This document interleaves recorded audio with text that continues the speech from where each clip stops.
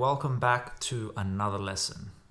Today I want to take a quick look at 5 of my favorite licks from Django Reinhardt solo on Dark Eyes. I just posted a video recently of my transcription of one of his famous solos, and the whole solo is full of incredible ideas, so I recommend that you learn the whole thing if you have the time to do so. But in this lesson, we're just going to take a quick sort of magnified look on 5 of my favorites. The first lick is played over D minor. So this is the lick.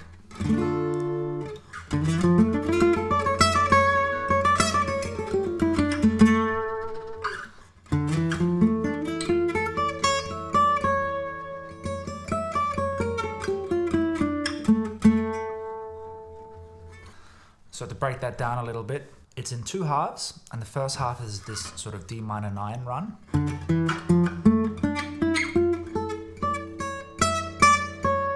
And then to finish the lick, it does this cool harmonic minor scale run.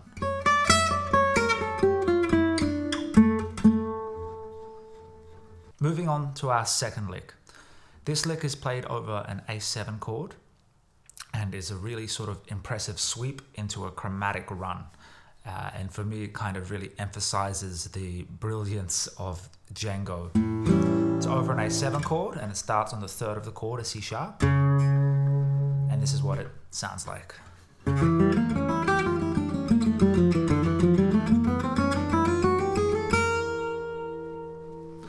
And placement-wise, it goes from, in the solo, it's played over an A7 leading to a B flat major. And the last note of the lick ends on a B flat. So here's the lick again.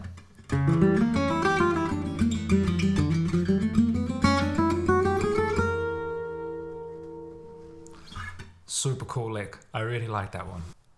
The third lick is a kind of like powerhouse rhythmic thing that he does, sort of dancing between the low E string and the A string. And kind of, I don't know what the right word, it's not string skipping, but it's kind of like skipping between fretted notes and open string notes to create this very sort of punchy rhythmic sound. I'll demonstrate it and then we'll break it down.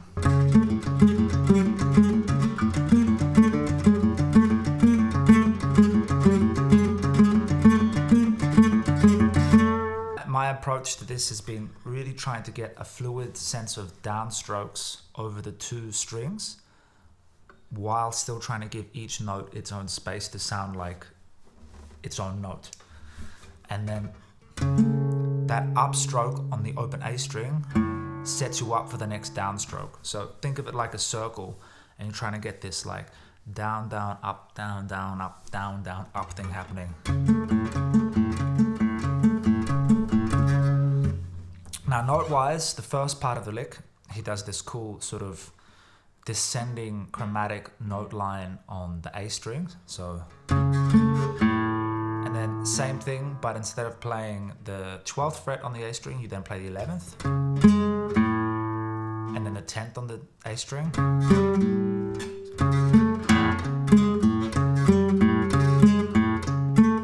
He goes back up. And then come with your first finger on the low E string up to the D note on the 10th fret.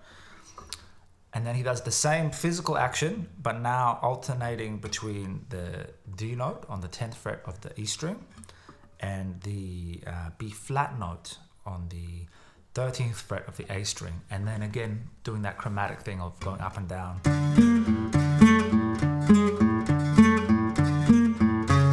Switches position back.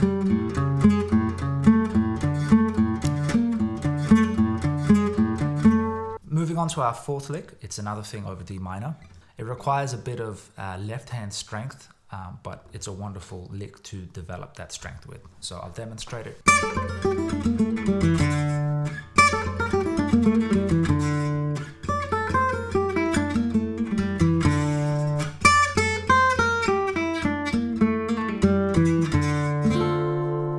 Lick number 5 is a really, really cool kind of like scale run into arpeggio idea, and It's one of the first big licks of the solo, and when I was learning this, I'd never played anything like it before.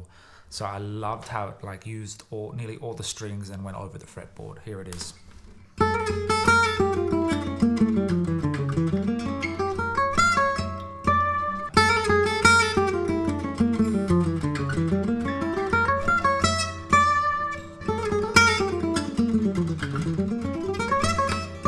So the lick starts with this ornamentation, then it goes into a scale run,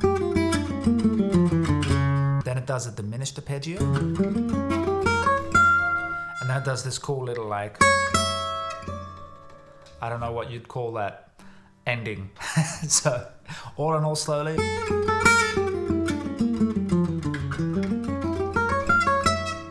Such a nice lick. So I really hope you enjoyed this lesson and these licks can bring something fun into your playing or into your practice. The tabs for everything will be available in a link in the description. And of course, these tabs along with everything else I've made is available on my Patreon. A link to that will also be in the description. Let me know which of these 5 licks is your favorite in the comments below. And if you could take something away from this lesson or you enjoyed it, please subscribe to my channel. That's a massive help for me. I hope this makes practicing fun. I'll see you at the next lesson. For now, goodbye.